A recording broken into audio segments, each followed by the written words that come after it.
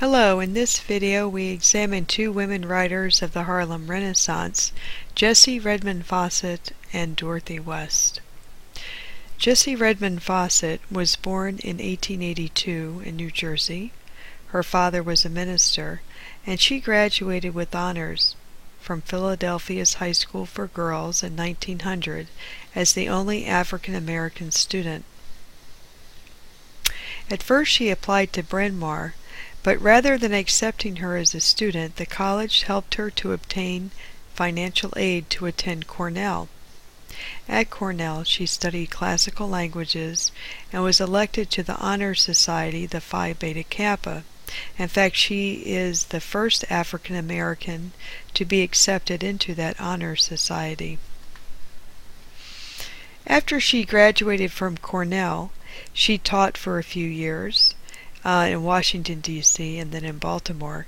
But in 1919, W.E.B. Du Bois asked Fauset to move to New York City to accept the position of a literary editor of the magazine The Crisis, which was the official magazine of the NAACP. Also during this time, she received a M.A. from the University of Pennsylvania, and then later in 1929 got a certificate from the Sorbonne. Fauset is most remembered for her work at The Crisis as an editor. She published the works of Harlem Renaissance writers such as Countee Cullen and Langston Hughes, and garnered the nickname, quote, the midwife of the Harlem Renaissance. In addition to editing the magazine, she did contribute some of her own essays and poetry and short stories. In 1920 and 1921, she was also editor of the NAACP's magazine for children called The Brownies Book. Interestingly, much and not surprisingly, much of the credit for her work as an editor at The Crisis and even with the Brownies Book was given to W.E.B. Du Bois. Unfortunately, during her time as an editor, she received only a small amount of recognition. Now, though, she is recognized and remembered for her success as a writer, an editor, and even as a translator. She died in 1961 in Philadelphia. Our next writer, Dorothy West, also came from a solidly middle-class background. She was the daughter of an ex-slave who had become a successful Boston businessman, and really achieved success as a very young child. She published her first short story in the Boston Post when I believe she was 9 or 10, and then submitted a short story to the Opportunities magazine. They had a competition and won. Her story, The Typewriter, which we are reading, was published in 1926. And it garnered her a lot of attention. She later went on herself to found her own magazine called The Challenge, and this magazine brought focus on the great talent of the Harlem Renaissance. The talented writers such as Langston Hughes, Countee Cullen, Richard Wright, and Zora Neale Hurston were all published in The Challenge.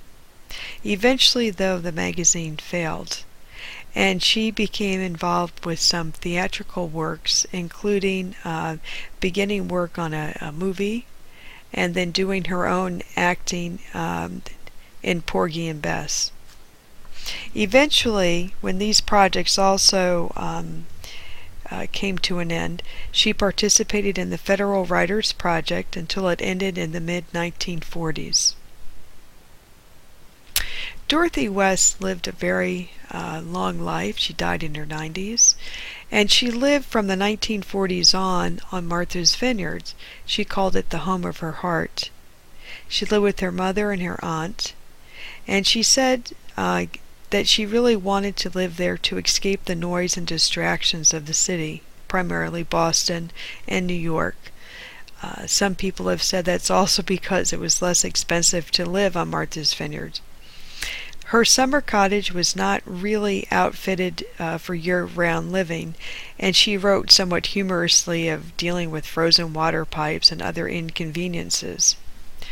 Her autobiographical novel, The Living is Easy, was published in the late 1940s. However, it got a chilly reception, and Dorothy West dropped off the radar much in the way that Zora Neale Hurston did.